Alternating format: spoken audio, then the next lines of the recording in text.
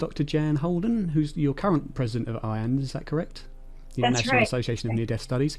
So, if you'd like to now make sure I can spotlight you for everyone. So, Jan's beautiful face should now be big for everybody. And just to answer Tammy quickly, no, I haven't had my own near-death experience. Well, what brought me into this depression and fear of death through anxiety caused me to start looking into it when I was 16. So, Dr. Holden, if you'd now like to go ahead with your 15-minute presentation. I will. And tell me again how many minutes I have? It's 15 minutes, give or take. I mean, that's the general idea. And then it's followed by that, we have a 20-minute question and answer. Okay, perfect. Okay. Yeah, so I'm thrilled to be here. And if you don't know Darren, like I have told him many times, I'm just so impressed with how he can interact with people who have very different views than his and remain very calm and civil and objective and kind. And that's not always, civil discourse is becoming increasingly rare in our world. And it's just a delight for me to be associated with them. So I'm going to share my screen so that you can see a little PowerPoint that I created that I think will help this. And I'm going to look at the clock. So, okay, 15 minutes. All right, let's start from the start. Can everyone see this? Yes, I'm seeing some nodding heads. Okay, great. So I'm going to be talking today about a phenomenon called veridical perception in near-death experiences. And here is my name and all my credentials and so forth. I'm a retired professor of counseling, 31 years at the University of North Texas. And that's where I did research on near-death experiences and related phenomena all those years. So let's see. Oh yeah, so first of all, before we get into the definition of veridical perception, I want to make sure we're all on the same page about what a near-death experience is. A near-death experience is not the same thing as a close brush with death. Most near-death experiences occur during close brushes with death, but a lot of people who survive a close brush with death don't remember a near-death experience. So a near-death experience is a unique state of consciousness in which the person's consciousness, they experience their consciousness functioning apart from their physical body during the close brush with death. And from that location outside their body, which can change, they view the material world, I call that the material aspect of the experience, and or transmaterial entities and domains. And the entities include like spiritual or religious figures, deceased loved ones, and that sort of thing. Jan, sorry, can I just very briefly interrupt you, because it seems someone has said that they're getting a lot of background noise. So what I'll do is, if I mute, it'll be coming from other people's cameras. So if I mute everybody for the presentation, and then if you'd like to ask a question at the end, just you should be able to then unmute yourself to ask that question. But just to remove any background noise while Jan's doing the presentation, I'm going to mute everybody now. Okay, thanks. All yours, Jan. Oh, I've muted Jan as well. Sorry, hold on. I never actually thought that muting everybody would also include you, which is rather a stupid thing from me. I unmuted myself, didn't I? You did. Okay, good. Sorry about that. All yours, Jan, once again. No problem. This experience occurs, as I said, during close brushes with death, but what we now know is that the same experience occurs under a lot of conditions, usually involving something extreme. It might be extreme physical exertion, extreme emotional arousal. It might even be the extreme peace and equanimity of being deep in meditation. And this kind of experience spontaneously occurs where the person's consciousness, suddenly they experience it functioning apart from their physical body, viewing the material world and or transmaterial entities and domains. So the question is, there are a lot of implications of these experiences, including there may be life after death, that consciousness is more than the brain. It's not produced by the brain, but is certainly closely affiliated with it during life. And so, and near-death experiencers come back, so to speak, with generally speaking, some agreed upon messages, including that the purpose of life is to advance in our capacity to love and also to learn, to acquire knowledge. So life is really about loving and learning. Now, whether we're supposed to take any of that seriously depends on the question of whether these experiences are in some way more than just a subjective experience. Are they objectively real? And that's where this phenomenon, veridical perception, comes in. And so it's a report by a near-death experiencer. Let's see, how do I get back? Oh, that's really interesting. My thing is frozen.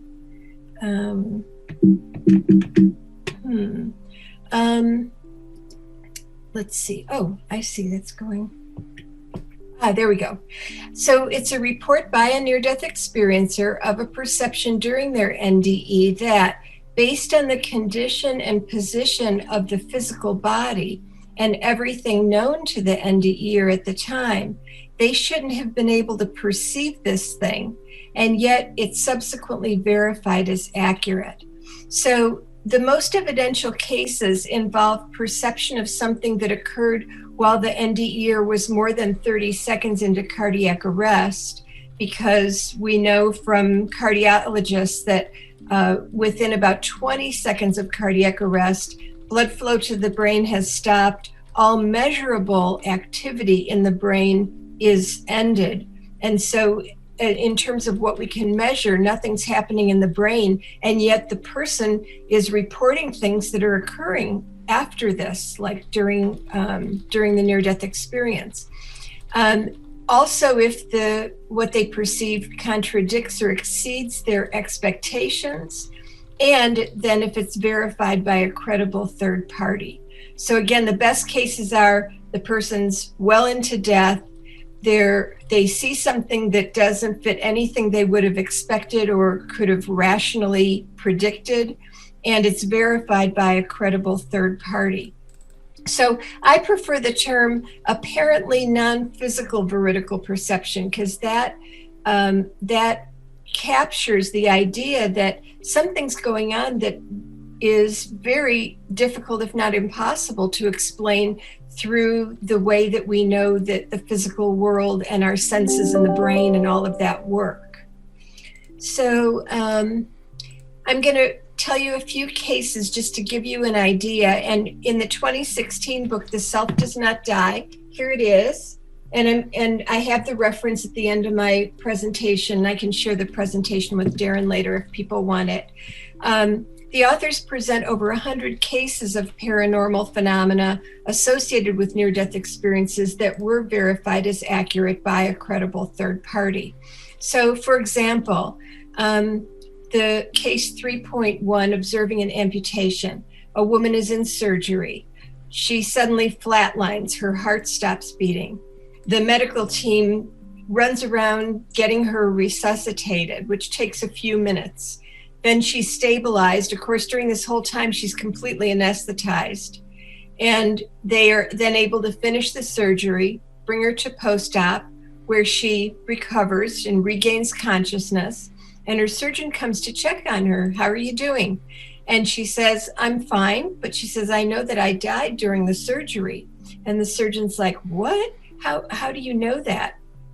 And she says, well, I was up above the ceiling, and I was looking through the ceiling and watching as you did this, and this person did that, and that person did that, and everything that she described was exactly correct of what had happened in the resuscitation process. And that amazed him, but it shouldn't have if he knew about near-death experiences, because that's actually kind of common. But what was even more amazing is she said, the other thing is that, as I said, I was above the ceiling and I could see through the ceiling and also through the wall. And she said in the operating room next door, they were amputating a man's leg. And when they finished, they put the amputated leg in a yellow plastic bag to dispose of it. Now, the surgeon says, I have no idea what's going on in the other operating rooms of this hospital. I don't pay attention to that. But at this point, it was maybe an hour and a half after when she was in cardiac arrest. So he went back to the hospital records and found that, in fact, while he was doing that surgery on her, they were amputating a man's leg in the next door operating room. He'd never been in that room because it was specialized and that wasn't his specialization. But at this point, the room was empty. So he went and poked his head inside, and there he saw the yellow plastic bags that they used to dispose of amputated body parts. So the question is, how could she possibly have known what was happening in the next room when her own surgeon didn't even know? And it's not the kind of thing that people would talk about, because it was routine surgery, but nothing that she would know about. Then I'm just going to touch on a couple of other cases just to give you an idea. Lloyd Rudy was a physician or a dentist, a surgeon. And in this case, the person went into cardiac arrest, and they thought that the person they couldn't revive him. So they turned off all the machines and walked away.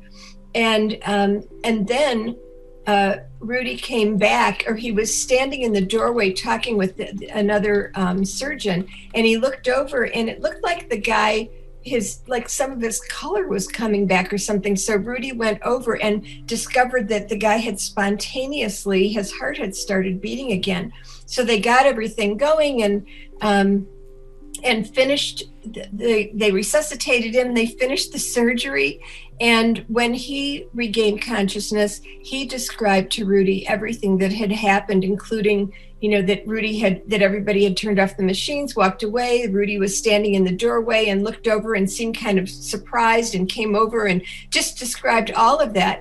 In addition, he described how throughout the surgery, a woman was coming in and putting yellow sticky notes in a series. So there's this hanging series of yellow sticky notes. And what Rudy said is that he's the only person he knows who does this. He has his nurse, whenever he gets phone calls, to take a message and put it on a sticky note and come in and put it in this sequence. And then when the surgery's over, everything's done, he grabs the thing, and then he can one at a time answer the calls that had come in while he was tied up in surgery. And he said he doesn't know anybody else who does that. The thing about that is that it's not something that makes noise, you really have to see it to know that it's happening. And so again, how could this patient have known that unless his consciousness really was functioning outside his body? In the Tom Ochterheide case,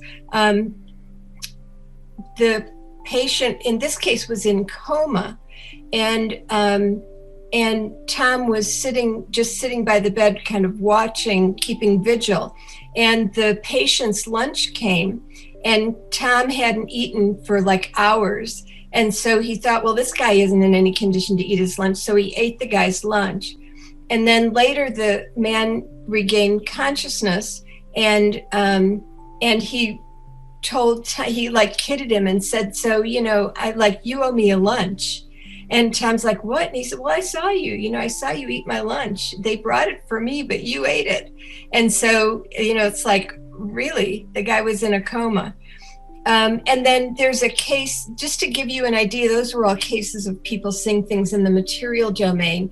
And in the transmaterial domain, you may know Elizabeth Kubler-Ross, famous psychiatrist who really broached the topic of death and dying in Western culture back in the 60s and 70s. And she was a physician, psychiatrist, and she had been called in to a case where a young man had he had been in a car accident with his mother and his brother. The mother had died on the scene, and the two boys survived, and they sent the boys to different hospitals so not to overload any emergency room. So this little boy arrived at the hospital in a coma. Elizabeth came in to check on him. And when she did, shortly after she arrived, he regained consciousness. And she said, how are you? And he said, I'm fine. I just saw my mom and my brother, and I'm going to be with them soon. And then he lapsed back into a coma before she could really even react. And she thought, well, he must be mistaken because his brother had been brought to the other hospital. Well, shortly after that, he went into cardiac arrest. They couldn't save him, and he died.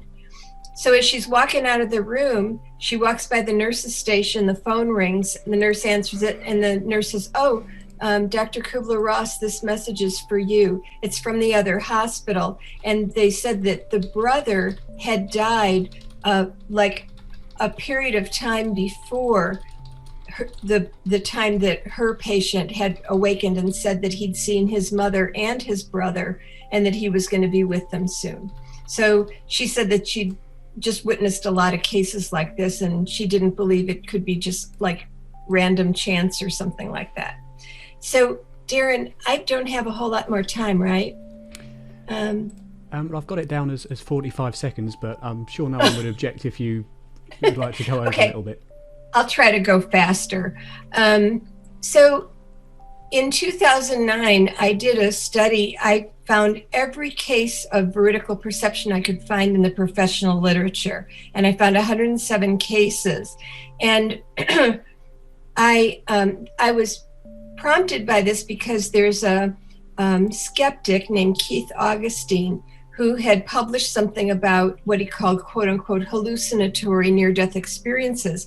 And he had like 6 cases where there had been some error in what the person had seen. And that it was correct that there had been error in what the person had seen in their perception.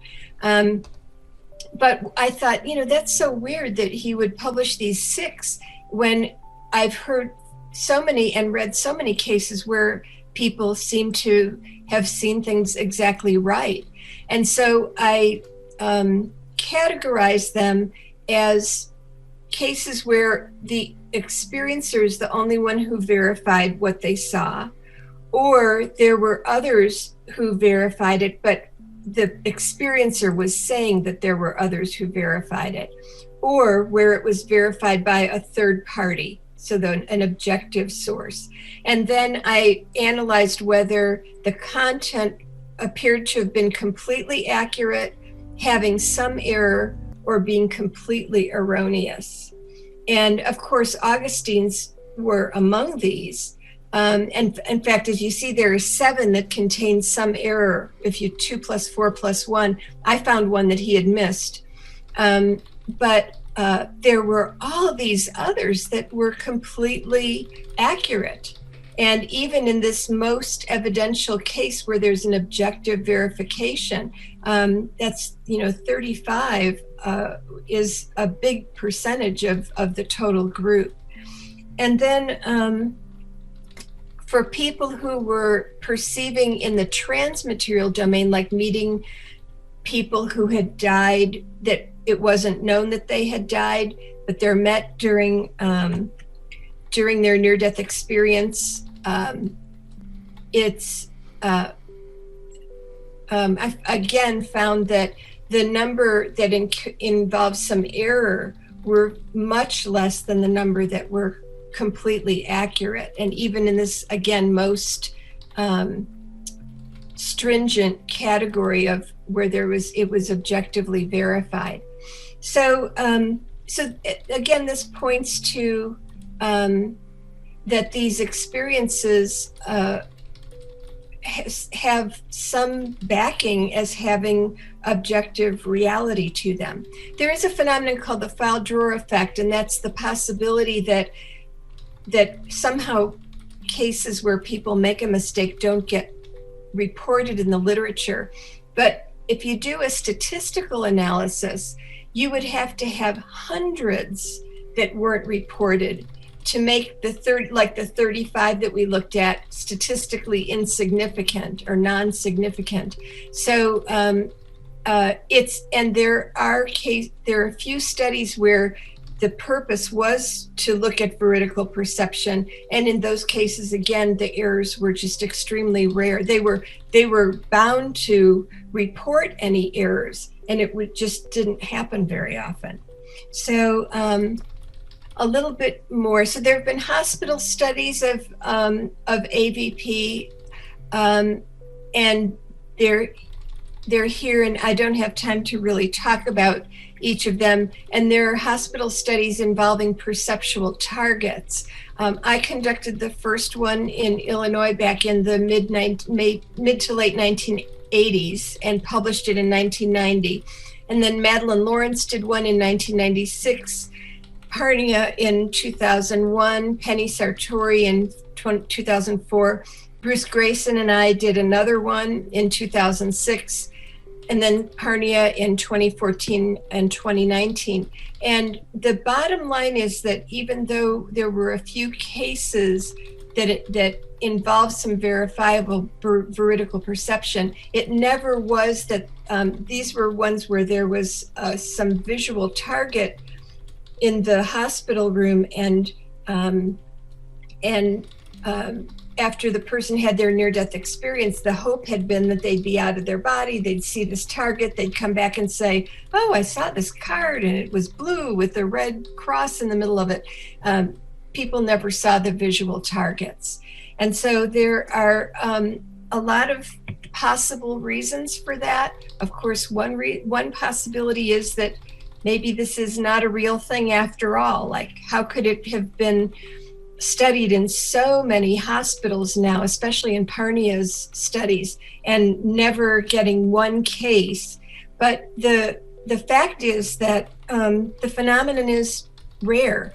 And when the person's out of their body, there's no way to predict where their consciousness is going to be located. And so you can try to put targets where they'll see them, but maybe they won't. Plus the fact that people, near-death experiencers, say that when they're out of their body, most of the time, they're not thinking about stuff like some kind of blue card that's down there. They're focused on the body, what's happening, around the body, and things like that, are just on this experience of being out of their body and being like kind of amazed by that and discovering the abilities they have in that state of consciousness that we don't have when we're in our bodies. And so there are a lot of reasons why there could have been all these failures for people to see the visual targets, but AVP still actually being a real thing. So, but it's an unanswered question right now. So here are the references for anybody who wants to read about all of this in more depth. Phew. Okay. Okay. Perfect. Thanks, Doctor. Appreciate that. Very enlightening presentation. Now, Lynn Russell is due to do her presentation at, 35 minutes past the hour. So if we use this last few minutes to do questions, it probably won't be the full 20 minutes. What is it now? No, it'll be 10 minutes worth of questions is all we'll have time for. And then Lynn will go ahead with hers. So if anybody has any questions, you can either type them in the chat box, or you can unmute yourself now and ask Jan directly. And also, hello, Darren. Sorry, just hello, quickly, Darren. Oops. Hi. I was just going to introduce you, Tricia. Just saying, we also do have Tricia, who's also a very well-respected researcher in these kind of experiences. So, welcome, Tricia. Hiya. I can't see Janice now. She's disappeared off my screen. Hang on. I'll try and find her. Oh, there she is. Hi, Janice. Hey, hi. Maybe it helps if I talk, that it brings me up in the screen. I've got you. Yeah, got you there. I know these things do silly things from time to time. Anyway, absolutely. It's so typical in any. See, I don't actually. I'm not a kind of expert in near-death experience or out of body. My remit is the general thing about life after death. What is the evidence that we survive? Our consciousness survives when we die. And I've done it like yourself. I've done it for 30 years. I've got published papers in the SPR, and I've got books like yourself on these things. Now, in any avenue of the paranormal, it's my experience, as it is in yours, that the skeptics, which are not really skeptics, they're people that just don't believe it. They bring up the most stupid, minuscule thing about your work, and they highlight the one or two things that are just not relevant in the grand scheme of things, as you point out yourself. Now, what I have learned about near-death experience and out-of-body is there's so much evidence for it. There's just so much evidence.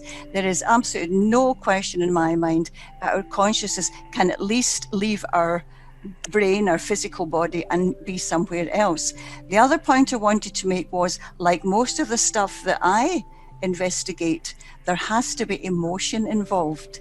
And you're quite right when you say, what's emotional about a blue card with a red cross or some numbers on it? Now, there's not. Now, I don't know if you ever knew Professor Arthur Ellison. Did you know Arthur from London? Arthur Ellison? Yeah. No, I don't think so. Yeah, well, Arthur Ellison, he was a wonderful man. He was a professor of electrical engineering, but he was a psychical researcher like myself. And Arthur did this years and years and years ago with different people in their own bedrooms. And that was people going out of body, right enough. And he would give them 4 numbers at random. He would have them on top of his wardrobe. So the people would have to come to Arthur's. They knew the location. You know, he showed them where it was. They would come to the location, and some people could regularly get 2 numbers. Some people regularly get 3 numbers, but nobody ever got the 4 numbers, and that's really weird. And as you say, we don't know why, but there's more than enough. Oh, somebody's making a noise here. There's more than enough evidence to show that these things are totally real, and our consciousness is not within the physical brain. Thank you for your presentation. That was lovely. Thank you. Thank you. Thank you for highlighting those points. Yeah. Really helpful. Yeah. Okay, thanks, Tricia. I think what we'll do, as Don and Jennifer have done, if you'd like to ask a question, if you click on the raise hand feature in the chat, because then we can make sure that we don't go over with any particular questions. So if we can do that, that would be ideal. Mr. Don. Yeah, just briefly, and she covered a lot of it. I've never had an NDE that I know of. I have had successes in remote viewing, out of body, and psychometry, or sometimes called vibraturgy. And that's actually where I had some of the most verifiable deals, where I was actually leading a group on that, and figured it wouldn't work well for me because I was leading them, but traded holding the necklace of the gal that was sitting next to me, and she was holding my ring or something like that. And I'm leading them through the process, and boom, her house just popped into view, and I start describing it, and her jaw just hits the floor. And several years later, I saw it, and I was extremely accurate. Just wondered how all that relates to the NDE perceptions. Is it basically the same thing? Yeah, I think that it is. I think that perception during out-of-body experiences not associated with near-death experiences, remote viewing, that I think that all these processes are related, and the relationship is that consciousness can perceive from locations outside the physical body. That's the common theme in all of these. So yeah, I think that they're definitely related. It's just all in the same spectrum. Yes, yeah, that's a great way to say it, spectrum. Okay, thank you, Don. Jennifer.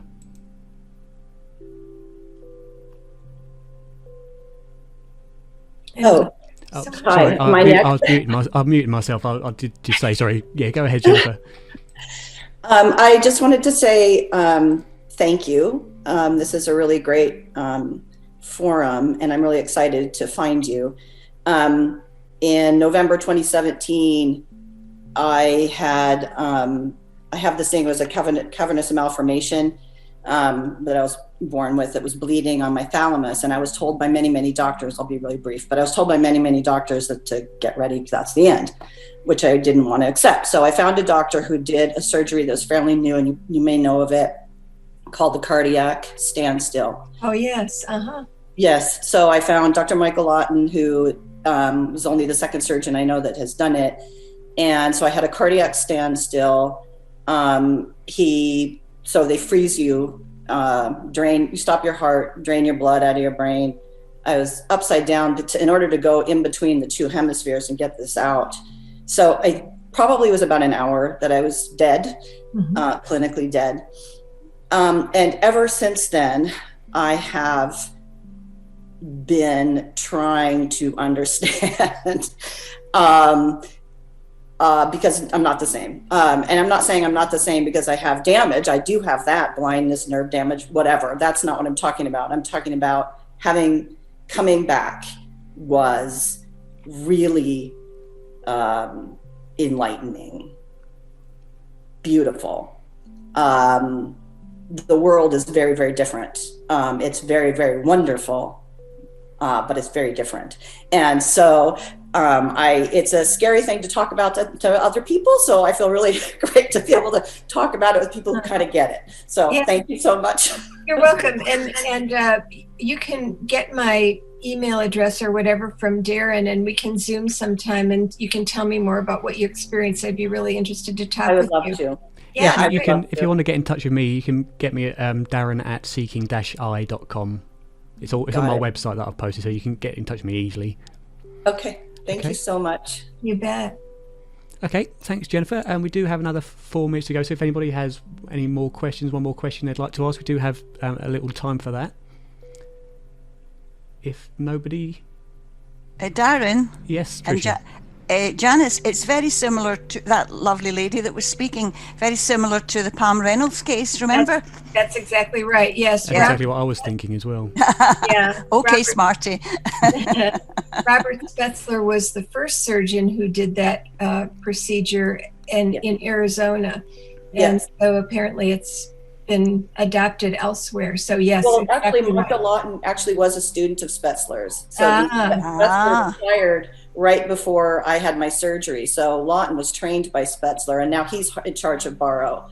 Oh, and so he was the one who I was like, I think his fourth patient to do it.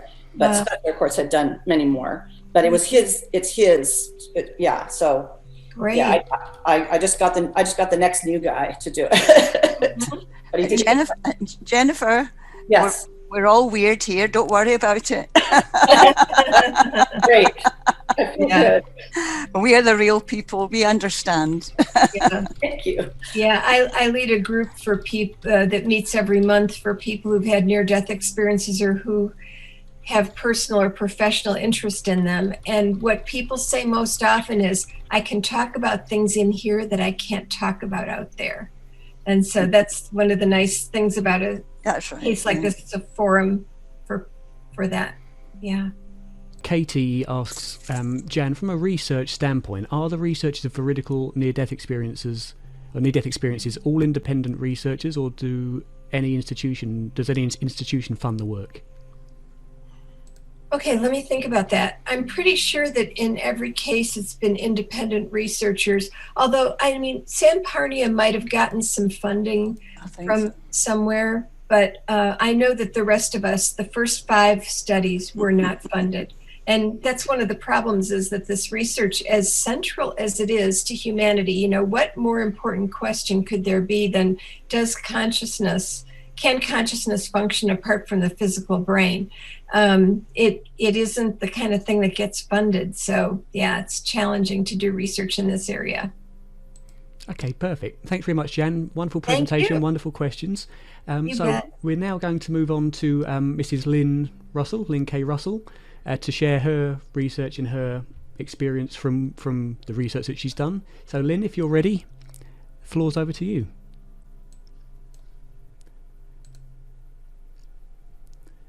I can just ask you to unmute yourself, Lynn. No problem.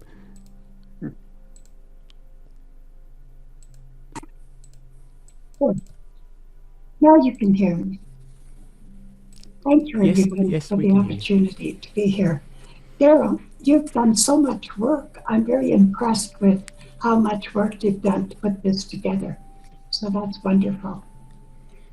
Well, I'm going to talk about why I believe in near-death experiences.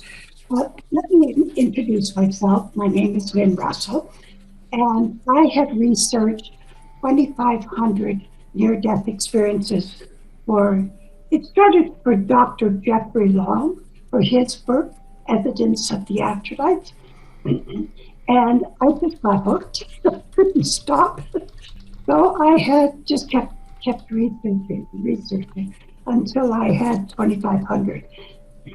And in the beginning, I was interested in what happens after you die. And then I was interested in the deeper things. And I became very, very interested in the deeper learning and the deeper messages that were coming back from death experiences. Yes, thank you for putting that up. And just let you know, I'm sorry about my voice. I try and make it better, but it's what it is. Anyway, so if anybody can't hear me, then please let me know, and I'll be happy to repeat. Janice, I will be talking about some of the things that you talked about as well. All those things you've talked about them, I won't take quite so long. It'll make my talk faster. We know that doctors generally say, although that's changing, but on the general rule, doctors say that death experiences come about through the brain breaking down, or the drugs that the person's had, or hallucinations.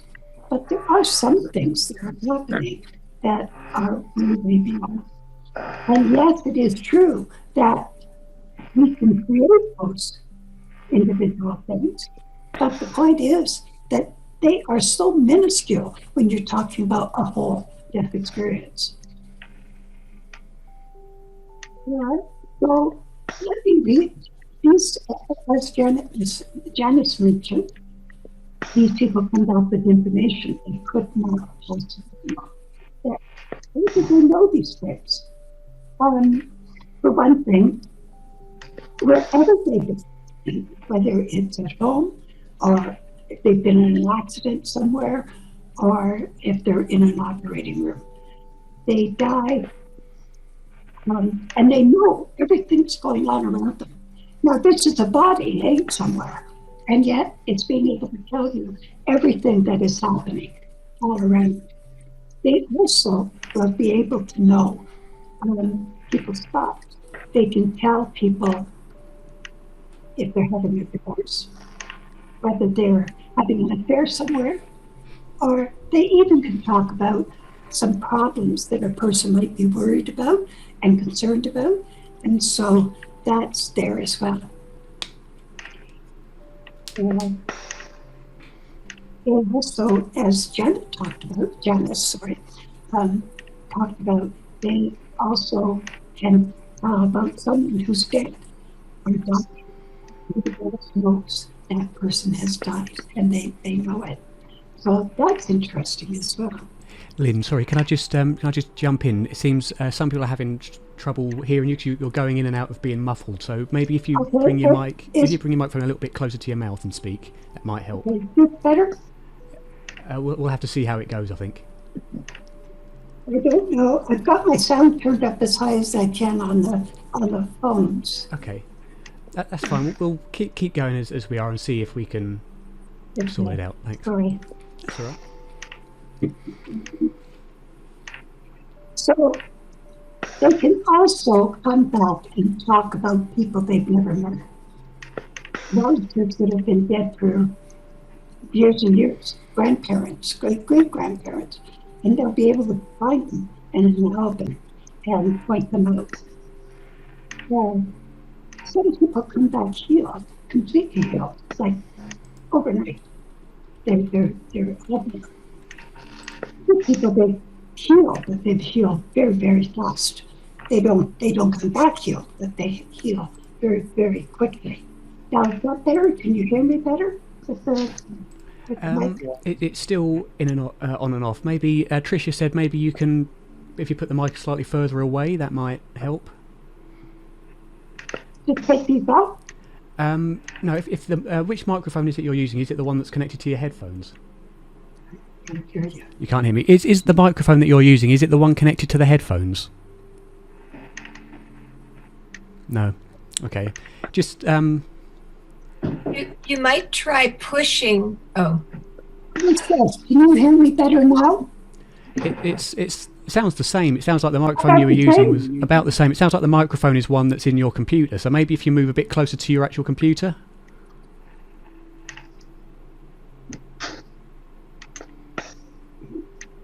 (2021) technology. Sorry, I don't know. Okay, that's not a problem. What I can do. That's fine, not a problem. I feel bad about it, but Don't worry. Biggest probably now at my age for doing talks because my voice is so bad. I don't think it's your voice. I think it's the microphone itself. It sounds like it's going on and off. So it's not a problem. Well, we'll just move around here. So people come back so changed that they're almost unrecognizable.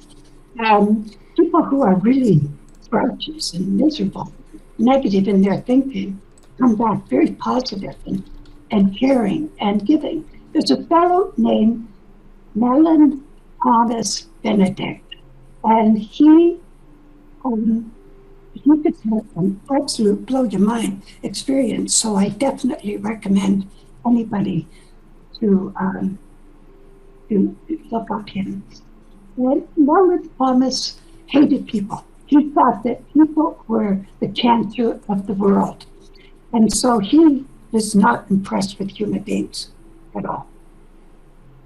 After his death experience, he came back absolutely loving the people and the life and did all he could to make the world a better place. And that's pretty much what they came back to. They need to do whatever they can to make the world a better place and to help others. They come back with abilities that they didn't have before. For example, music. They may never have studied it at all. And all of a sudden, they're playing instruments and they are writing symphonies. That's actually true. Another thing is that they couldn't do before, like, for example, academics, and math in particular. There was one girl who died in an accident, a car accident, and she hated math. She just hated it. So when she came back, she could do it at the whiz. I mean, it was just no problem whatsoever. So that was a big difference with her. And almost everyone, in fact, I would almost say yes, everyone comes back with some kind of psychic abilities that they never had. Maybe they might have been a little bit psychic before, but now it's very pronounced and very clear. And they don't come back with the same one. Each one comes back with their own individual psychic abilities. So that's really amazing too. And some of them, they hate it because it takes over their life. For example, they can hear other people's thoughts. They can't go grocery shopping because the thoughts they can hear all the time. Well, doing all of this, their body is laying somewhere. And yet, here's what some of the things that they've been able to do. But those were the things that convinced me. What convinced me were the morgue deaths, the ones who had been dead for hours and hours. Some of these people came back in the state of rigor mortis. And that sounds crazy, but it's true. And there was quite a few of them that would come back in the state of rigor mortis. And so, and they would do that. And they couldn't move. They couldn't do anything. They couldn't let the attendant that was there know that they were in their body. And so some of them were able to do it. One woman cried and the defendant saw the tears. Another person, I think he moved and things like that. But it also, they thought, very, very painful. because the blood has stopped circulating and nothing's working. And so they have to work to get everything started again. And apparently that is very painful. That's such a shame. Anyway, rigor mortis takes 12 to 14 hours to set in. And that will not be the brain breaking down, hallucinations or drugs that they do. It just can't be. And so, but I feel we need a lot more research in that area to find out just exactly what drugs they did take, because the brain is gone. I'm still don't need to worry about the brain breaking down. But what did they die of? Were they really dead? We need to ask all kinds of questions. Was their body really in a state of rigor mortis? We need more answers, and that's one direction I would like to see people do more work with. I want to tell you about a couple of stories that I love. One is a woman who was hit by a car, and she left her body and had a death experience and went to another realm, wherever that is, and was living her death experience, but she was very aware of what was happening at this level as well, this material level with her body. The ambulance came, they drove her to the hospital, but on the way to the hospital, the ambulance got into a car accident or some kind of accident. And so they had to remove her from the ambulance, put her into a private at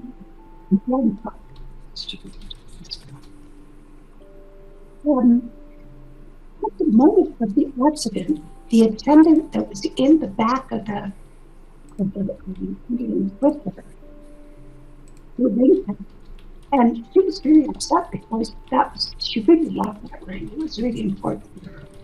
So she was upset that she couldn't find it. Anyway, they resuscitated this lady when they got her to the hospital. Her name was Stella. And they resuscitated Stella. And so the attendant that was in the back of our ambulance came to visit Stella. And they don't always do that, so it's sort of interesting that she did. And she came in and she saw Stella, and she and Stella told her where her ring had fallen, exactly where to find it. She told her about the car accident, she told her that she'd come into a private car, and she also told her that the people that were in that, she knew everything. And she was a body. So that, I think it's a pretty cool story. And she's on NDERF, Near-Death Experience Research Foundation. The other story I want to tell you about is a sailor. And he was in the American Navy, United States Navy. And he, sorry if my brain's gone. And he was diving with a bunch of other friends. And he stepped onto a poisoned coral and got it embedded in his foot. And so then he was in pain, and he went into shock. His buddies got him onto the boat, the ship, as soon as possible. And the ship's doctor was caring for him, and he died. For some reason I don't understand, and it isn't explained in his story, the doctor put the EEG machine on his head and was recording his brain waves. When he died, the doctor walked out, and it was right after he got on the boat, or ship, I should say. So he was dead, and the doctor left the EEG machine running. I don't know why. I don't know why the doctor put it in the first place. And the doctor knew he would walk out with it still running. The man came back 29 hours after his death. And it's all recorded on the EEG machine. I think that is pretty amazing. I would love to have things like that research. And that's about all I have to say at this point, except that I'm interested in the vertical perception idea, Janice, because one of the things that I hate is the word near.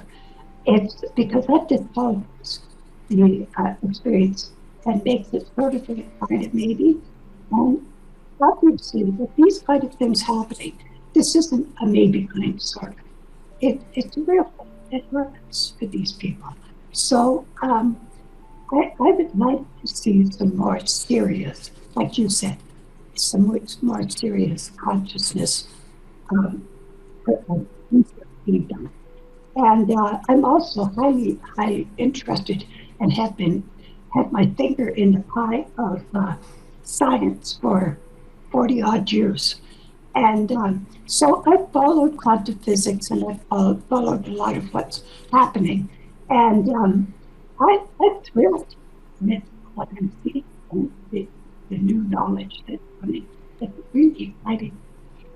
So just to finish, the name of my book is The Wonder of You, What the Near-Death Experience Tells You About Yourself. But I really recommend that you go to my website because you don't have to hear me then. And it's Lynn. That's easy. So thank you very much. And let's hear some questions if you have any. Perfect. Thanks, Lynn. Thanks very much indeed. So if anybody has any questions, if you use, again, the raise hand function in the chat, just so I know who to unmute one at a time so that we're not talking over each other. There was just a very quick question that came through in the chat from Tammy. Although you've raised your hand, so maybe you'd like to ask yourself. So I'll unmute you now. And Tammy.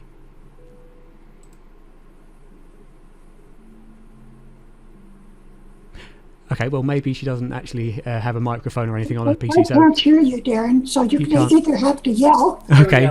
Okay. Hi, can you hear me now? We can, yes. Yes, I can hear you now.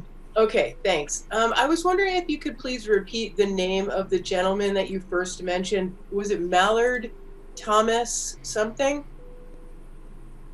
Mallard Thomas, or I can't. His name is Marlon Thomas Benedict. Mellon? Marlon and Thomas are hyphenated. Could you maybe, Lynn? Mellen. M-L-E-N. I was going to say, maybe Lynn, you could type it into the chat box for us. That would be great. Yeah, Marlon Thomas is hyphenated. Okay. I'm just not getting the first word very well. Maybe if you could type it in, that'd be awesome. And also, did you say your website has recordings of you interviewing people? No, it doesn't have recordings. You don't have to listen. Oh, okay. It's out there. Everything is there. So, yeah. Maybe you could type in your website address as well, because I would love to go check that out. Okay, so Darren has just put it up on the chat. And, okay, great. Yeah, sorry, I've just typed it in. Just as you were saying I'll tell you a little bit about my books. The Wonder of You, I have two books out. One is the first original book, and it did amazing. And so the second one is the second edition. Although the second edition has quite a bit of changes in it. The first half's about NDE, and the second half's about consciousness. Okay, so do we have any more questions? Thank you, Janice. Do we have any more questions for Lynn anywhere?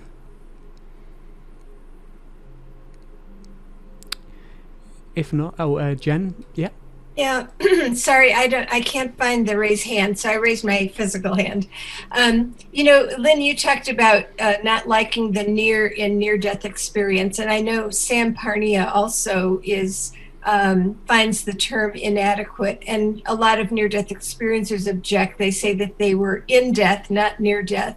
But I find personally that for me, death is the permanent, irreversible condition of not being able to come back to physical life. So for me, a near-death experiencer is someone who was absolutely in the first moments of physical death, but did not stay. And so from a purely scientific point of view, we don't know what might change once a person is permanently dead and they're not going to come back. And it may be that from a scientific perspective, we I guess really can't know unless people come back from permanent death to talk to us, and then we're in a whole nother area of mediumship. Yeah, and then you're back to where you were before, sure. Which I also have researched a lot and completely believe can happen. Not that there aren't charlatans, etc. So for me, the phrase near death doesn't mean that they weren't actually in the first moments of death. It just means that they weren't permanently, irreversibly dead. So that's my view. So what about the ones that have been gone for hours and hours? Same thing. I mean, they didn't stay permanently dead. They came back. There have been some who, that bright light that the people who are experiencing near-death see. Yeah. Well, there's been quite a few people who have entered into the light and become it. And over time, they have sort of melted, if I can call it, or just merged into becoming becoming creatives with the source. Mm-hmm. Yeah, and I think what you're implying is that they probably provide the most information about what it must be like to be permanently dead. And I agree with that. And yet they didn't stay permanently dead. And we just don't know if something changes once you're not going to come back anymore. Sure. So, yeah. Thanks. Perfect. Any other questions for Lynn? I was just going to say, I guess we'll all find out someday, huh? Yes, absolutely. Absolutely. And that's, Darren and I have joked that that's our final consolation when we're talking with people who are cynics, not just skeptics, but cynics. That, many of whom I've had the displeasure of having to debate with. Our final consolation is that we'll all really know someday. And we think we know what's going to happen. If there aren't any more questions for Lynn, I'd like to ask Lynn, if you can you hear me okay? Yeah, okay. I'd like to could you elaborate slightly on, you mentioned there was a case of a man who was dead for, was it 59 hours or something? No, 29. 29 hours. Even so, a very substantial amount of time. And I remember when we had a chat before, you mentioned about people that came back to life in the morgue. Would you be able to elaborate slightly on those cases? Well, I'm not sure I can do more, because that's about all that he told in his experience. And maybe it would help you to understand how I did the research. People would send their death experiences into Dr. Long, NDERF, and they would record it. And along with the description of what they had gone through, they also had a huge questionnaire to answer. It was just enormous. And I would take the material that they had sent in and separate it out. So how many people had saw the light, and how many people had enhanced hearing or sight, or things like that. Just I'm taking it all.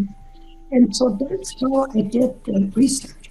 So although I did have the opportunity to talk to quite a few people, and some of my favorite ones, I didn't have the opportunity to talk to them all. And so I don't have a lot more information about his. But if you want, I can get it. I'll look at it, and I'll send it to you, Darren, and you can send it on to others if they're interested. I think that would be great. Yeah, certainly to get the most information on that case, because certainly being in a morgue or waking up in a morgue after being dead for 29 hours, I'm sure you know, Tricia, you know, that you couldn't explain that physically, because for that length of time having a brain that isn't working, I mean, there's no better a metaphor really for permanent death, or as close as we can get to permanent death. Well, and I actually have read others. I've read 2 others who claim to be dead for 3 days. They don't have any verification, so I don't include them in my information. But this man had this printed, and so I was able to verify. It's able to be there. Okay, brilliant. So what I've got marked down on the schedule now is a short break until for me 9:25 or 25 minutes past the hour, in which hopefully Stephen Webber, who is a near-death experiencer and author of the book The Place Between Here and There, will be... There's another question. Is there another question? Yeah. Okay. It says, I wonder if getting embalmed makes it impossible to come back. Yes. No question. Can't believe that guy came back after 79 hours, more than a day. But the point is that he was laying in a ship in whatever they call their medical place, their medical ward. And he was just laying on the slab there, you know? And I think that they were just going to, when they got to shore, they were just going to take him to a morgue. So I think that he was just at the ship's morgue. And so nobody had done anything to his body up to this point. Except just air. I mean, if you leave a steak out on the counter for 29 hours. Yeah, I know. Well, yeah. I send it to Darren, and then he can share that with all of you. Thank you. Certainly. Yeah, so if you'd like a copy of that, just drop me an email letting me know, and I'll forward it to whoever asks. Okay, and then somebody else says, I would like to hear Jennifer's story. Yes, that's Tricia. Is that one I talked about, or is that... I must admit, I don't remember anything about Jennifer. Jennifer was telling me she had one. Would love to hear your story, Jennifer. Well, I would love to share it. Yes, please do. I'm still sort of processing it at this point, but yeah, sometime. I mean, I know you've got a schedule going, but I'm going to be back to this. Yes, group. I mean, I've only scheduled a short break just for anybody that either needs the toilet or would like to get a drink or something. But I was going to say, if you want to stay throughout the break period, then we can just have a discussion, or anyone can share any experiences they've had. So Jennifer, it's completely free for you to do so. Okay, well, if people are okay with that, I know I don't want to take up space, but I don't know which I could go forever on this. So I don't want to overdo it either. Well, Stephen's due to come on at 25 past. I can't guarantee he'll be here because he's had some things going on. So you've got up until then. Yeah, well, if you could make sure, and then I'm blind on the right side of both eyes, so I can't see all the screen all the time. Sure. Okay. So if Darren, if you could just keep things in check and me in check, I would really appreciate it. Not a problem at all. So it is interesting, and as I say, I'm still processing it, even though it's been a couple of years. And it's really interesting listening to everybody, and you know, the sort of terminology for things and other people's experiences, and it's really getting me thinking a lot about things that I kind of took for granted during the time that I wasn't here. That I'm still processing and saying, oh yeah, I shouldn't have known about that. How come I remember this? And you know, these are things that I just never hadn't thought of before. So, you know, they're all new to me in that regard. And then also the coming back, and I think, Janice, you mentioned something about, you made a comment about the brain not being necessarily what makes us alive, or something like that. I'm paraphrasing.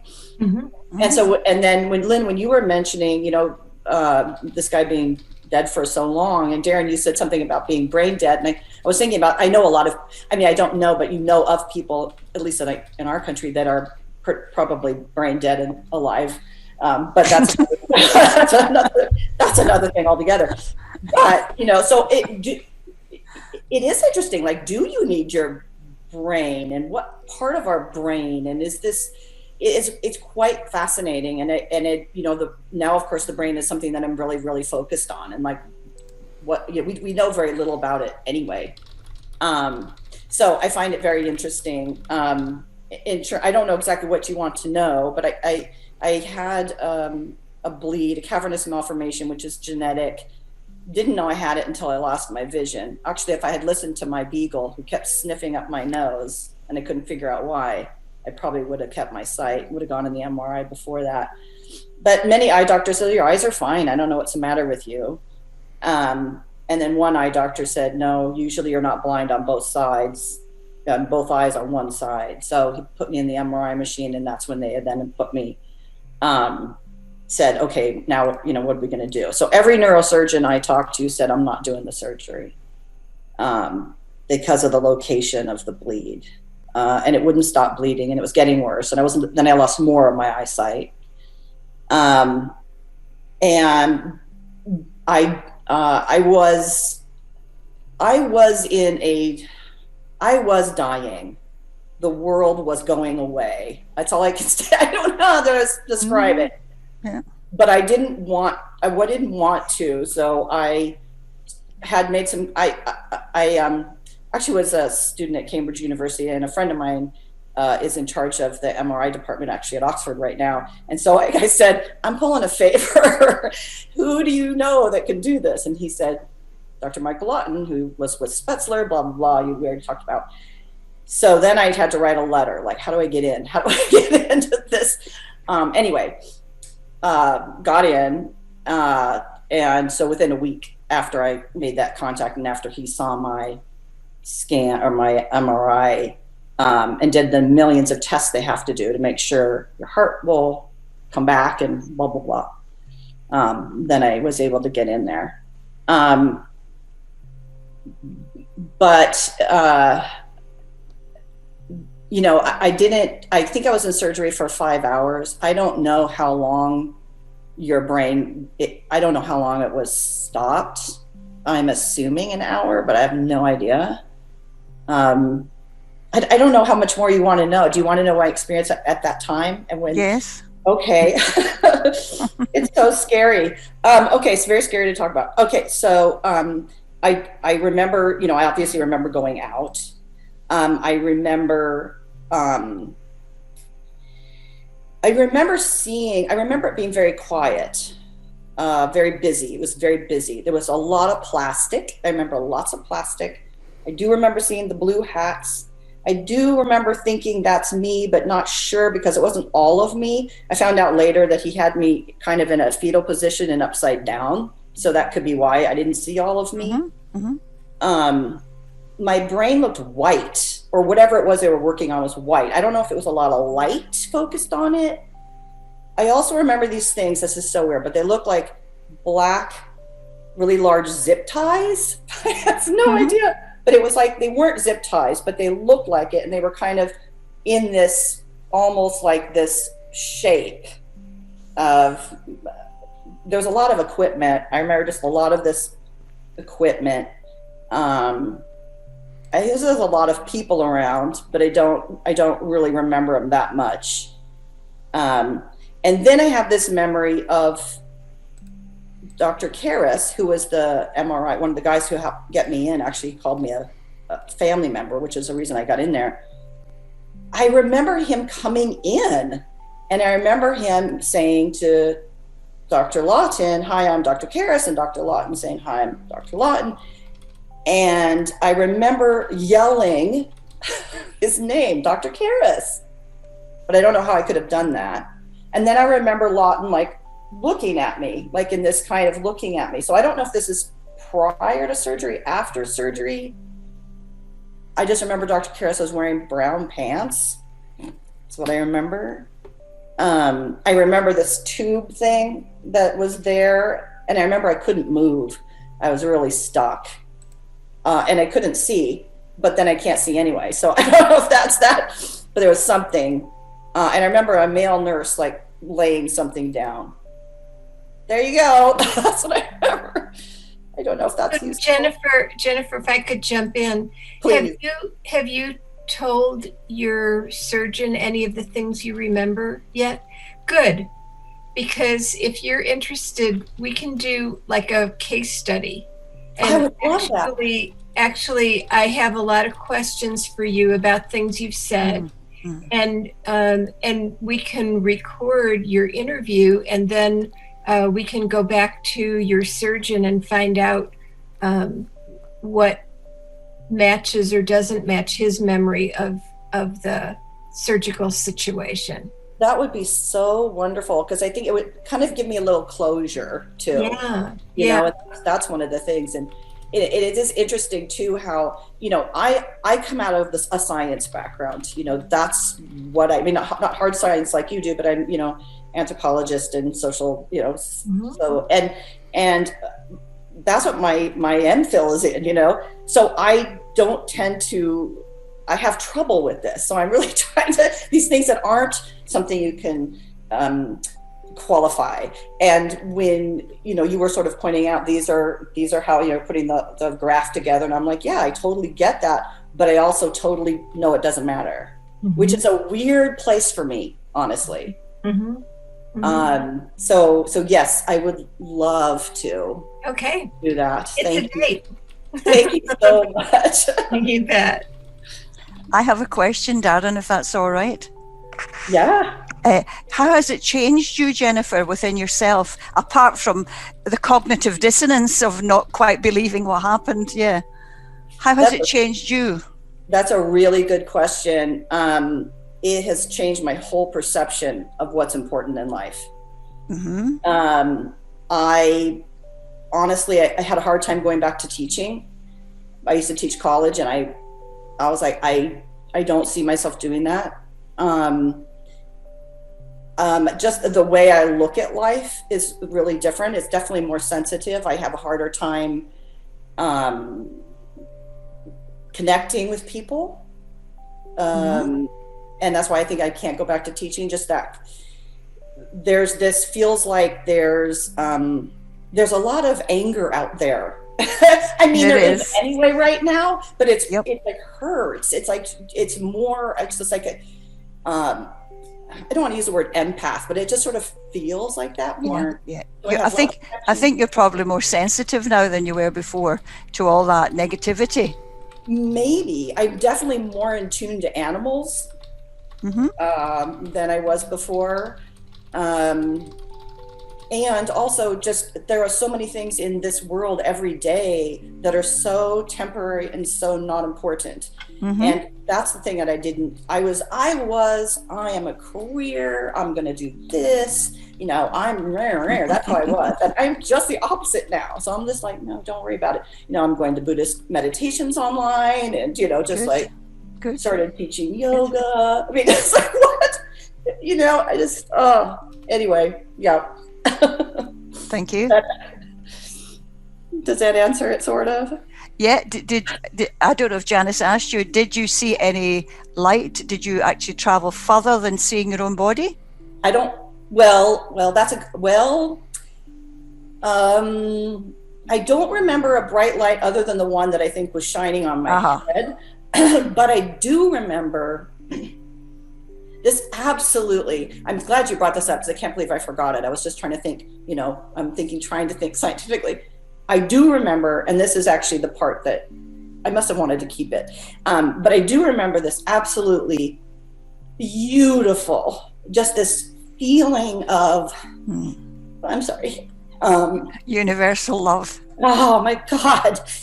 And there was this space that was, you know, I want to say it's sort of like a Monet painting, you know, but it's almost like this sort of like grass kind of color, and this almost rainbow colors, in the sense that there's this just absolutely gorgeous and sunshine, not like hot sun, but just in just this open, just absolutely beautiful. When my dad passed away a year ago, and I said to him when he had a stroke, so he couldn't talk, but he was kind of crying. And I said, look, you don't need to cry, because where you're going is absolutely amazing. It is so amazing, and you're so lucky to be going there. I'm not suicidal. I would never go back until I'm ready to go back. Just no. But I just, oh my God, it's just been lovely. Sorry. I think that is how you know it's a real experience. If you are emotional about it like that, that's a real experience. Yeah, it was pretty amazing. I'm so sorry. Oh my God, I can't believe it. No, we like to make people cry. But no, I tell you, it's like I don't want to die, but I certainly am not afraid of it. No, I think we're all of us are probably in the same position. As Woody Allen said, I don't mind dying, but I don't want to be there when it happens. That's really good. Well, I mean, that's what I sort of figured. That says, that a lot of you have had these kinds of experiences too. And so that's why I said I don't want to take up time, because I know each one of your experiences. No, it's lovely. Thank you for sharing. Yeah, well, thank you so much for listening, and I really appreciate that a lot, because it's not like you can tell people this. No. Try telling people that you're interested in this sort of thing at my age, see what sort of response you get then. Thanks, Jennifer, for sharing. I know it's and as Tricia said, when there are tears, there's genuine emotion attached to it. Absolutely. And that shows you the true value of having these experiences. So we have a few more minutes left before Steve, he's here on his iPhone. I appreciate you coming, Steve. I know that it's probably been difficult at the moment, but we have until 25 minutes past to have any further discussion on anything, ask any questions to Jan or Lynn or whoever else. So if you'd like to go ahead, and we'll get ready for Steve's presentation at 25 minutes past.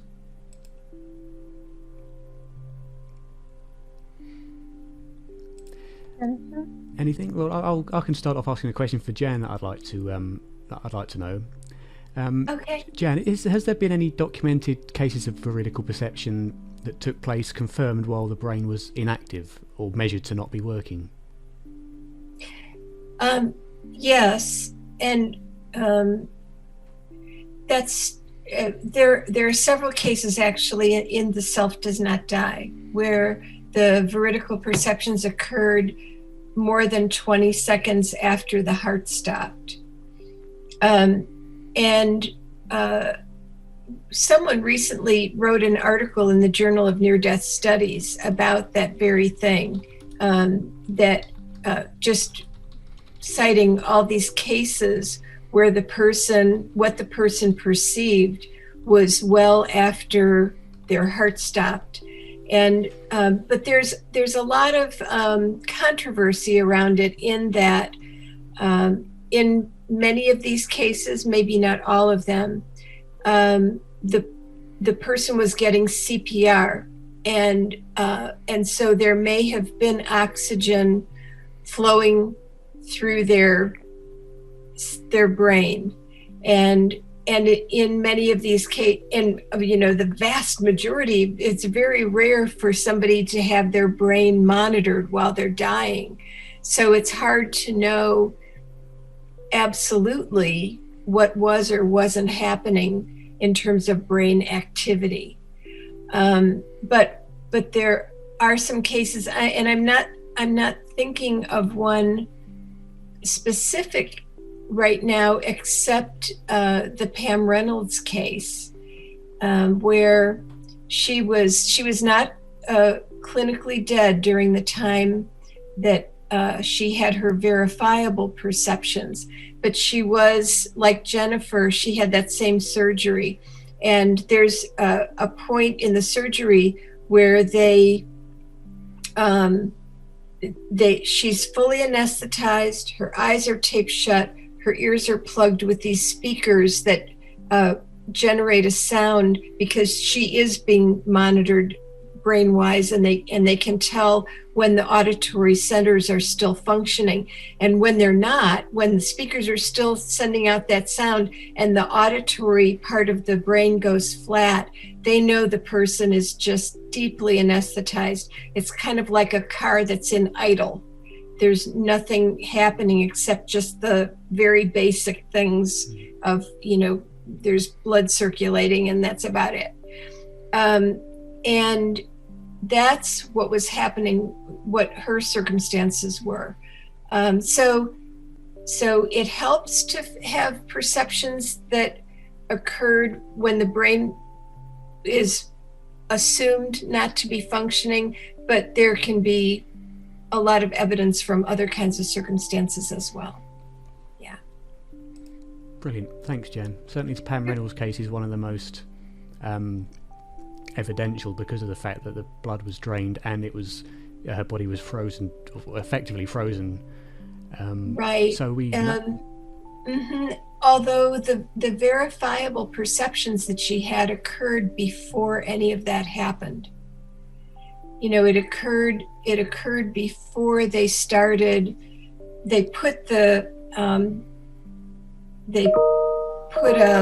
lead into a vein in the groin, and drain out the blood and put it into a bypass machine.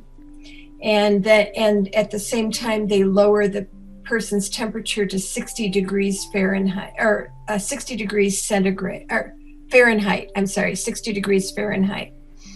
And I can't remember what that is centigrade. But none of that had happened when she had her verifiable perceptions.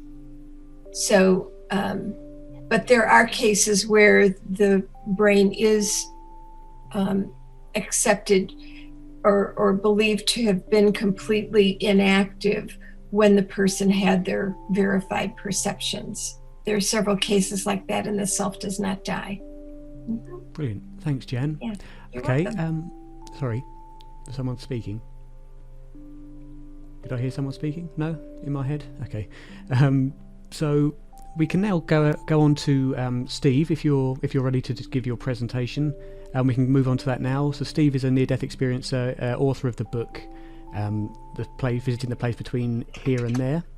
So Steve, if you'd like to unmute yourself to give you've got 15 or so minutes to give the presentation, followed by 20 or so minutes of questions. So over to you, Steve. Thanks for coming.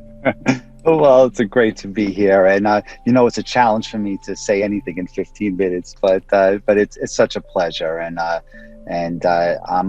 appreciate you having me on. I'm actually on the road right now in Florida, in the United States, and my dad and my mom, my stepmother, just passed away just a few weeks apart from one another, and I'm down here taking care of some of the arrangements, and it was just one of the most, it may sound strange, but it's one of the most beautiful, meaningful experiences in my life to be there when my father was passing, and to be there and to talk to him and to take care of him and to hold him. It's one of those things that,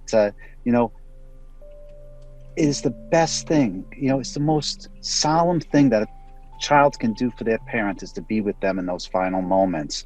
And so I really wanted to be on today because I'm feeling just very emotional, and it's such a beautiful thing to be here and to have this discussion. And I appreciate the work you do, and thank you very much for having me on. So I there's this whole near-death experience. So much of me was not a spiritualist. I was I was basically a computer guy and a biker. I spent my whole life biking, and I was out on East End of Long Island, and a car made a left-hand turn and ran right into me, and I had these grave injuries. I was airlifted to a hospital, local hospital trauma center. They performed all these surgeries on me. I was dying of internal bleedings. I had a broken spine, fractured hip. I go down on the list of all the things. And the name of our book is The Place Between Here and There. We go into all of the details about the injuries and just the experience. But it was, I have to say, is that to the rest of the world, I was in a coma for 3 weeks, but in my mind, that was another place, a place I call between here and there. And it's not where you go when people die, I don't think. And it's not here, I know that.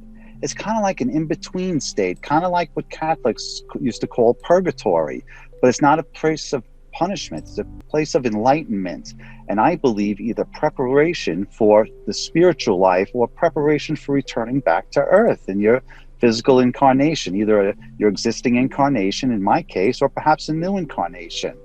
And so while I was in this place between here and there, is that I learned so many things. It revolved around these 3 critical situations. The first situation is where I learned what I call the language of the universe, basically syncing with the Akashic record, learning some of the wisdoms of the universe. Then after I synced with the Akashic record and learned some of those wisdoms of the universe, the next thing is I was given many life reviews. I would review my life over and over again through all the things that have happened in my life. And I would learn and I would see new things from my life experiences. And once I completed my life review, I would do it again because I've learned so much more since my last life review. And then finally, I was tested on everything that I have learned. And as a result of this test, I believe is that I was either going to stay in spirit or I was going to return back to a physical incarnation. And in my case, I failed the test miserably. But I learned so much from it, which in and of itself was a lesson. Sometimes success is success, and sometimes failure. You learn the lesson as well, and so I did. And that was my whole experience in a place between here and there, where I was, where I was shown the wisdom, some of the wisdom of the universe. I had an opportunity to apply that wisdom to the experiences that I learned in my past life. And then finally, I was tested on that experience. And at first, many people, they speak of like these tunnels and it's beautiful and the love, and I felt the love, but I didn't see any lights or tunnels. It wasn't like that for me. At first, it was deeply rooted in my regular life. It was. I didn't know I was in anywhere else. The first place that I learned was like a work-like setting where I was beginning to learn the language of the universe. And it's not like somebody sat down and said, okay, Stevie, this is Universe 101. Here's your first lesson. No. And I'll give you an example on how things were taught to me there. The first way that I was taught, one of the most important things I was taught was to see spirit in everybody and everything, and how to notice spirit. And so the first thing that happened was that I was shown people in my life who I knew, and I had no problem understanding them or seeing them. But then I would see the same people in different genders, in different ages, and different sizes, and different ethnicities. And what I was being shown is that I was being taught how to recognize the spirit, because I knew these people, I knew familiarity, but by seeing them in different shapes and sizes, I was able to recognize that part of them that goes on forever. That part of you that is your soul, that part of you which is uniquely you. That's how I was taught at first, to see the spirit in everybody and everything. And that's the way everything was taught to me there. And I learned certain things about spirituality. I learned that, we're all connected. We all share the same spirit.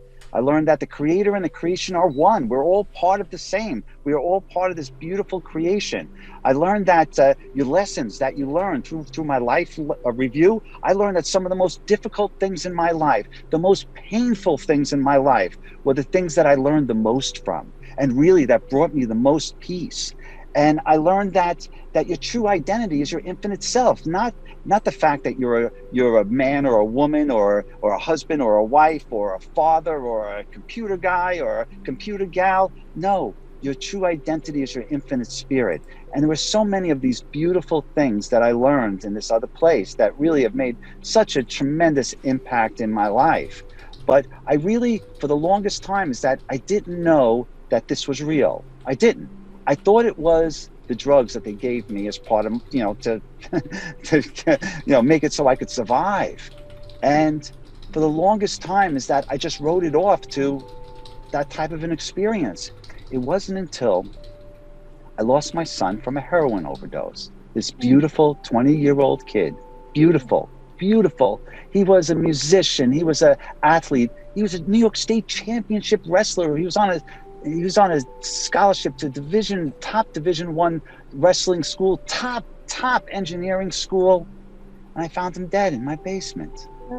And I had to come to terms with so many things, not the least of which was really understanding that experience for what it was.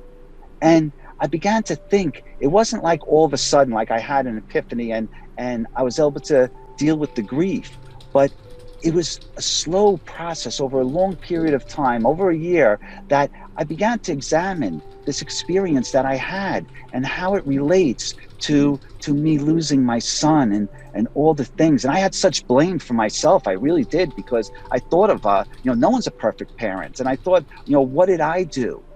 But it wasn't until I came to all these realizations about the other place and about the connected nature and how beautiful I felt and all the wonderful things there that I knew if my son was experiencing those things, it's okay.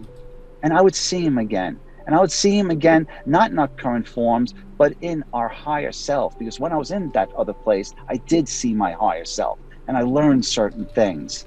And so basically what I'm here to say is share this experience. I'm here to share this experience of this near-death experience, but really to show you, to share with everybody is that there is a beautiful life here and the other place. And that no matter what happens here, things make sense. There is a purpose to life, and the purpose to life is getting experiences. Because without those experiences, I would have nothing to think about in my life review. It would have been nothing. To sit on a mountain and eat 2 grains of rice and hum all day, if that's what you want, if that's your life purpose, God bless you and find it out. But really, I believe for most people, at least for myself, the true meaning of life is to experiences and to love and to feel happy and to feel joy and to be a human being. Those are the things that I learned, and those are the things that cause you the most value. And so I'm not afraid of dying. No way, because that's a beautiful place. But I know how valuable experiences are and how valuable it is to love and to be loved. And so I'm going to live this life. I'm going to enjoy this life. I'm going to learn. I'm going to share. And when my time comes, I'm going to approach it with a smile and a grace, and I know there's something else, and that's really the Reader's Digest of my story there. Okay, perfect. Well, you finished a little bit earlier than was allotted, so that's fine. That's great. So give us go on. So if you'd like to go on, that's fine. Otherwise, we can just go on to questions and have a bit longer on the questions. What would you prefer? I'm good to go. Okay, so if anybody has any questions for Steve.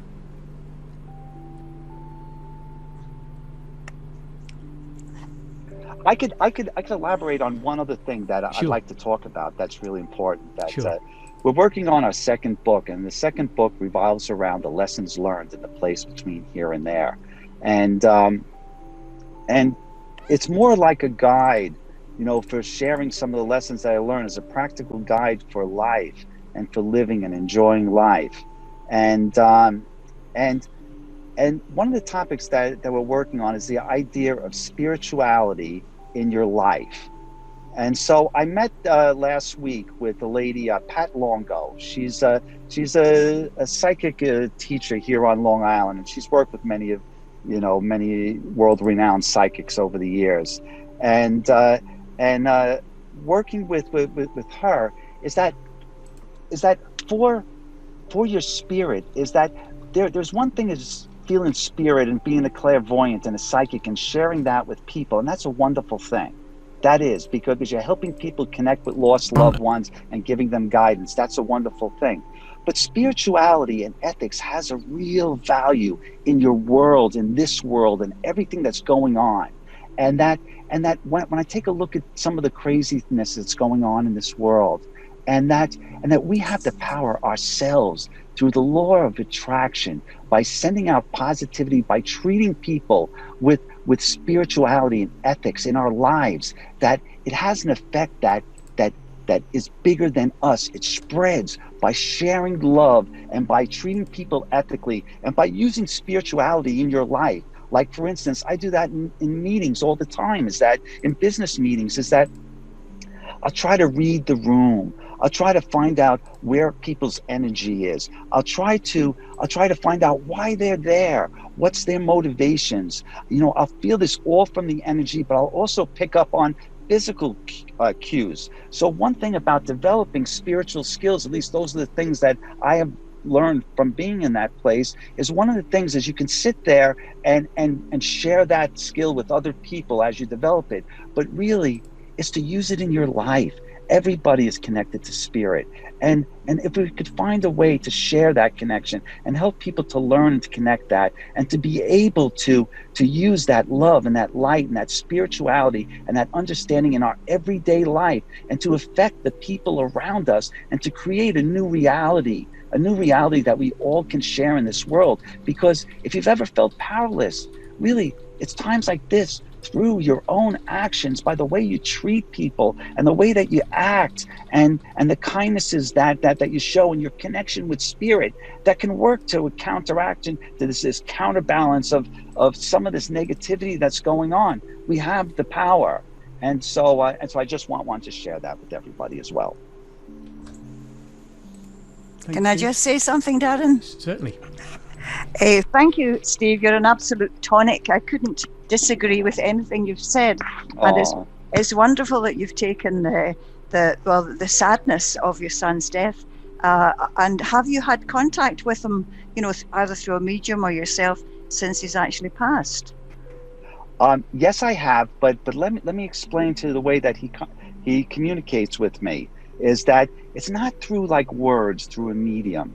It's through signs and synchronicities. And I'll give you a perfect example of how it happens. Because at first I didn't know, after he passed, I wasn't connected. And I didn't, I went to psychics because of friends and stuff. And I didn't want to hear it because I had my own ideas. I was very, I don't know.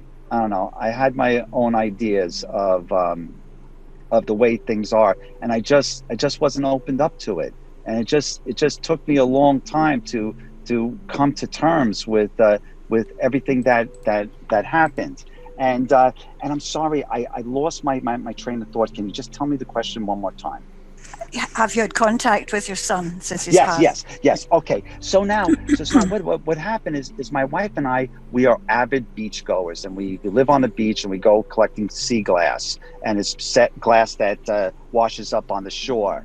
And so it's a standard thing we do. My love and my co-author Kathy, she was doing affirmations for global healing with the pandemic on the beach, and she was asking for a sign from Saint Germain to show that her healing meditation was doing some good.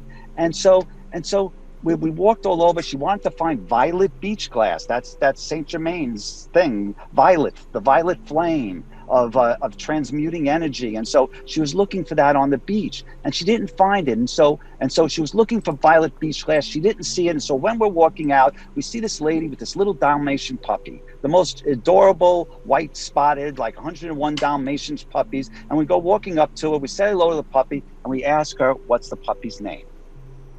She says the puppy's name is Violet. And so that was it. We walked away, and my wife said, "Oh, I didn't find Violet beach glass." And I said, "Kathy, the dog's name is Violet." And she said, "Yeah, but I didn't find Violet beach glass." I said, "No, Kathy, the dog's name is Violet." That's the sign. I said, "We have to talk to that lady." And so roll it back 2 weeks later, we see her walking on the beach. We go running up to her and we say, "Okay, this may sound strange, but," and then we told her the story, and she said that she lost her son too, under similar circumstances. And the dog's named after his son because one of his favorite movies was Gone with the Wind and Scarlet and Violet and blah, blah, blah, a whole load of things. But the long and short of it is that's the message that my son sends to me, is that I had to talk to her. And since then, we have had conversations about what has happened in our lives. And we've shared that. And that's the way my son communicates to me, is he reaches out through signs and synchronicities. He wanted me to connect with that lady. So he used the violet flame. He used Kathy. He used that dog so I could talk to her. And every exchange is an energy exchange. You always have to look for that balance of energy exchange. And as much as I thought that I was there to help her, she was there to help me. Absolutely. And that's the way it works. Yep. That's the way energy works. It's a free-flowing love of sharing energy and being there for each other. And gosh, we're in this together, and it's wonderful. Yes, synchronicity, meaningful coincidence that happens all the time. I don't even think there is a word. I don't even know what the definition of a coincidence is this day and age, you know, because the more I've opened myself up to seeing the signs, the more signs I get, and the more complicated they are, the more meaningful they are, the more I have to drill down to it and they're not as apparent into it, and the more enlightenment and the more guidance I see from it. So the long answer to your short question is yes, he does communicate to me, and it's mostly through signs and synchronicities, and I'm open, and one of the best things about that is about coming to terms with my son's passing and signs and synchronicities, and coming that he's in a beautiful place. One of the most beautiful things is I got my son back, because all the other times is that the only things I thought about was the circumstances of his passing, or the weddings and the birthdays and the babies and the graduations that I would be missing, you know, but now that I got all that back, I think of all the fun times now, because all of those emotions, all of it creates blockages that really prevent you from seeing and feeling the beauty and the love that's out there. It takes a lot to put aside your grief or put aside your preconceived notions of the way the world is. But gosh, if you can do that and approach it with an open mind, and know that the purpose to life is to live in and enjoy it, and spirit is every bit a part of your life as the sun is, and it's not something it's not something to cause you grief. It's something to give you guidance and insight and love and happiness in this world and any world that would come afterwards. Thank you. Yeah, that's lovely. I did have to laugh at the bit about you failing constantly. I like that. It reminds me of myself. Oh, that's wonderful.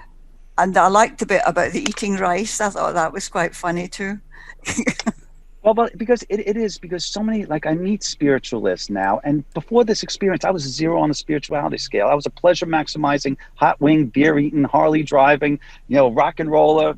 I still a little bit, but not as much anymore. But I was 0 on the spirituality scale. So this whole thing has been a revelation to me on so many levels. And the more I see it, it's like with an excitement and a joy. But so many times I see spiritualists, they suffer. They spend so much time bringing suffering onto themselves and feeling like they're carrying the weight of the world. And I understand the feelings and everything, but truly the way to really create a counterbalance is to love and spread joy, not to spread suffering, not to feel the suffering. Be aware that there's suffering in the world, and suffering, it has its purpose, but so does love and life and enjoying life. Never get away from that. So you can sit on a mountain and do Om all day and eat a couple blades of rice. If that's your mission in life, and you're seeing it and you're fulfilling it, so be it. But I would say for most people, that is not the way in life. Live it, love it, and learn it. Thank you, Steve. You would make a wonderful minister or preacher. Well, it's so much, because that I see the look in the people's eyes, because we give these workshops where for 2 hours we'll talk about this experience, and then I'll do a meditation, I'll play the gong, and I'll do some chanting, and it's a beautiful experience. But I love it, because that I feel like in the beginning, at first there were people who were coming for near-death experiences, but now people come for that, but a lot of people come who are grieving, and I feel their sadness in the beginning of the workshop. And I take all that energy in. I take it all. The people tell me to like protect myself. Is no. I take all that energy in, all their sadness in the beginning of the workshop. I feel their energy, and then throughout the workshop is I run it through the experience of of this near-death experience and losing my son and coming to all these realizations and how it's made such a beautiful difference in my world and learning these realizations. And then I run their experiences through that. And then I send that energy back to them, like almost cleaned, like I clean the energy from the experience and I send it back. And I see the effect that it has on people. At times it's very draining, and I'm learning how to deal with that. But I see the effect that it has on people. And I tell you, it is, I don't know, it is purpose. It is everything in life to me. It is. I love it. I love it. But it's such a, at times it's so weighty. But I'm learning to deal with it, because a long time is I get so depressed after giving these talks, and I don't know what it just, I would get so depressed afterwards. And then it wasn't until I started to think about my mom, and she was like an amateur actress, and she like started this acting group, arena players here on Long Island. But after every show, they would like do Streetcar Named Desire and Raging Bull and all these plays that the actors would have to pull out their heart and soul. And what they would do afterwards is they would go out to dinner and have drinks and talk about it. And that's why what I think of one of those things that I'm starting to do is I'm starting to learn about grief and spirituality, and about how to help people, how to do it in a positive way, how to learn and grow myself, and just how to share. Because I tell you, it's such a beautiful, beautiful experience to connect with people in this way. I feel so blessed by the grace. I really do. Thank you. That's lovely. Thanks, Steve. I know, has she gone? Ellie, you had your hand raised. If you'd like to ask your question. I'm sorry, Ellie. I could talk forever. Oh no, Steve, you're wonderful. I so appreciate your enthusiasm and the light and love in your voice. Oh, thank you. Just incredibly inspiring. I just wanted to share something quickly and then ask you a question. My mother committed suicide when I was 17 years old, and my sister was 15, and this was back in 1977, and as far as I knew, none of this literature was available. And I was raised in a completely secular environment, no spirituality at all. And I had a spontaneous memory within a week of her death, in which I recall, and I just want to ask sort of how this jives with what you experienced on the other side. I had a memory of sitting at a metaphorical conference table, and there were sort of these elongated light beings. It was as if we were bobbing in space. And I remember sitting at the edge of, or at the head of the table, and I was like, an impulsive adolescent boy, and I was saying, bring it on, I want to have all these experiences, and I want all this. And they were they were cautioning me that was an awful lot to take on, and I was like George Bush, bring it on, I didn't care, full of hubris. And I remembered that suddenly that I had agreed that she would die in this way at this time. So that was my memory. That's all there was to that. And then I also have a question. So I'd be interested in your comment on that, and just a bit more about your experience with the Akashic records. My sense has been that we write stories, so to speak, here on Earth, and they all go into volumes, so to speak, within the Akashic records, which are then available almost as texts for study sort of in that other realm. And thank you. You've been such a blessing. Oh, I hope you'll speak to our group sometime. Thank you so much. I would love to speak to your group. Just invite me, because it's about the message. And so we're very informal. And so if that works for you, absolutely. So one thing about your first experience is that so when I was in that place, I'm a computer guy, so a lot of my experiences were in that way, in a way that I could understand them. But if I lived in Tanzania or Timbuktu or Bali or anything else, the experiences that I would be shown would be very different, because it's about relating to my life, who the person is. I believe that the lessons will always be the same because the Akashic record is the Akashic record. And so the lessons are all the same, but depending upon your last physical incarnation, I believe is that you're presented with things that you'll be able to understand and relate to. So your experience with seeing the light beams was something that you can relate to, and you were able to understand, and was able to begin to teach you those lessons. At least that's what it was. Those are my general feelings on that. And then you would ask the second question. Yes, about your experiences with the Akashic records. Okay, yes. Yeah. Look at it. Yes. So at first is that I didn't know that what I was experiencing was the Akashic record. Is I just thought that I was being taught these lessons. At first, I didn't even know I was being taught lessons. But after a while, things happened. I started to see things. I was starting to learn certain wisdoms of the universe. But one thing is, I'm thinking what the Akashic record is, and this is just the universe according to Stevie, is that I think it's the consciousness of the Creator. I don't think it's just like a pirate's vault that's just kept, that people just add their consciousness to it. I believe from my experiences that the whole purpose of our existence here is to learn and grow and develop as spirit, all as one. All of us are working together as this Holy Spirit to work and to create this spirit, and all of our experiences go into the knowledge of the spirit, which we're all part of. Each of one of us are part of it, like cells in a body. Each cell, it doesn't know of the whole body, but each cell lives and dies and has its own creation. But there's a consciousness that's above us, above the cells, and that's the way we are. And so I believe that Akashic record, we all add to that as the consciousness of the Creator.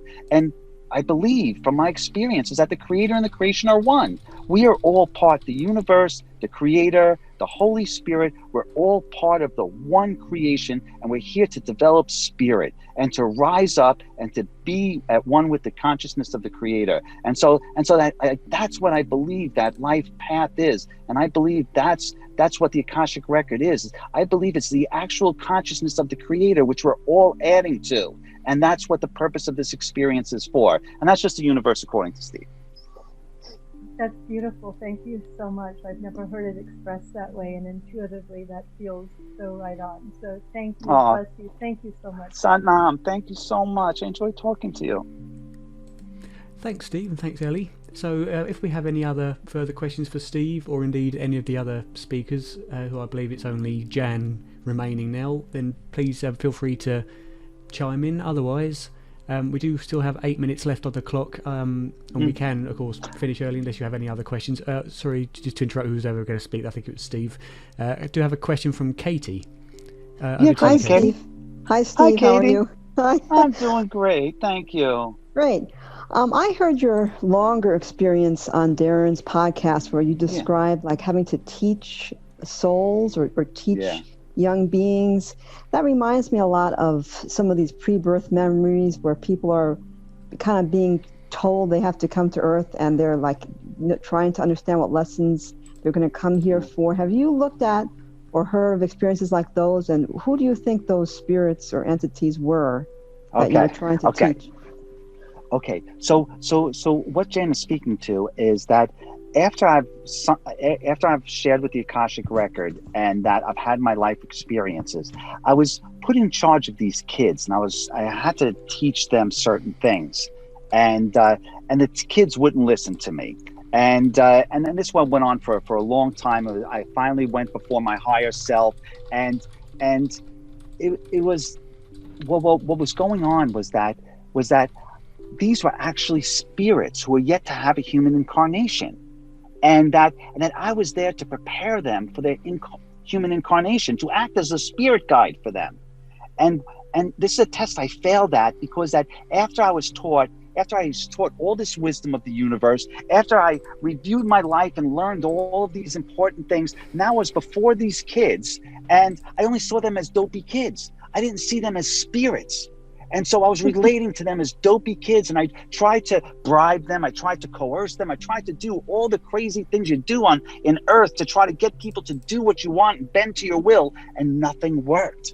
It wasn't until I stood before my higher self that I understood really why I was there. And then I began to see them as spirits, and I was able to prepare them for their human incarnation. And so what they were is what I believe, and everything I saw in that place makes this to believe to so, is that our spirits have always existed, but they haven't existed in the current form.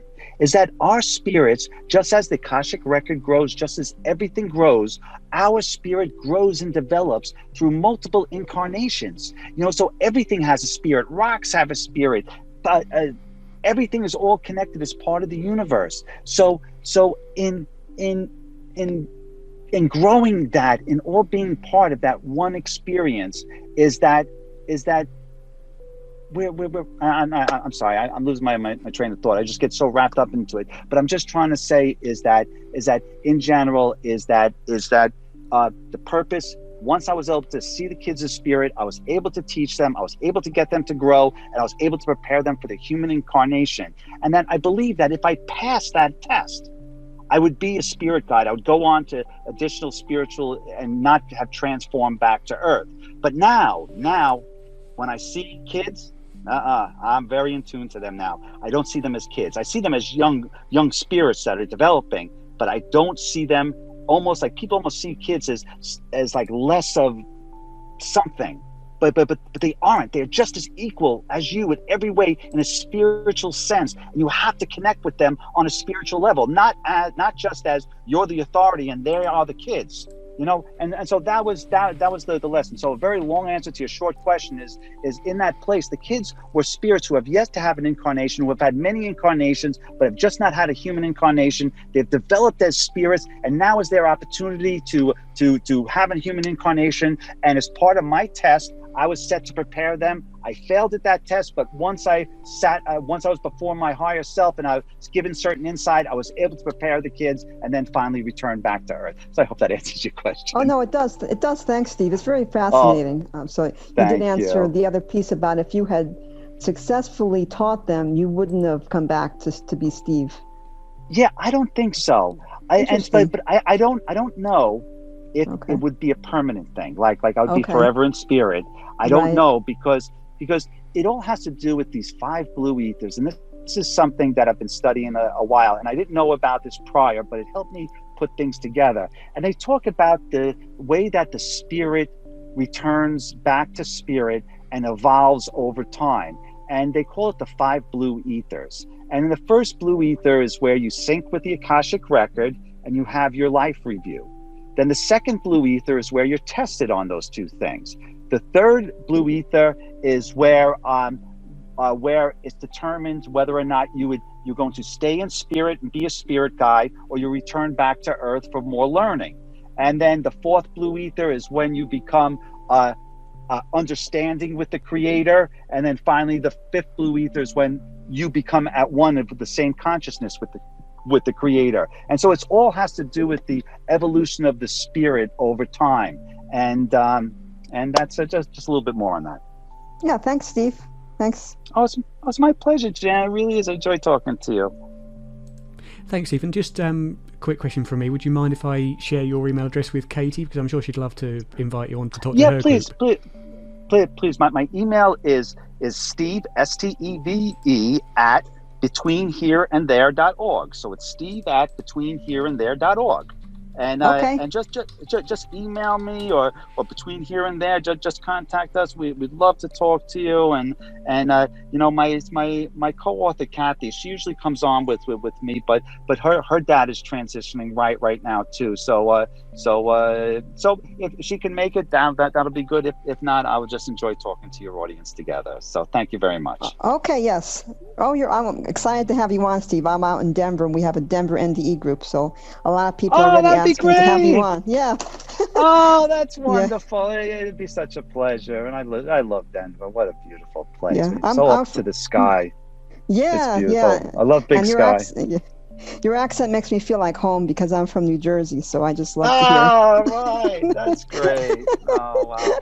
Well, it's super awesome, and I just appreciate it. And I've talked to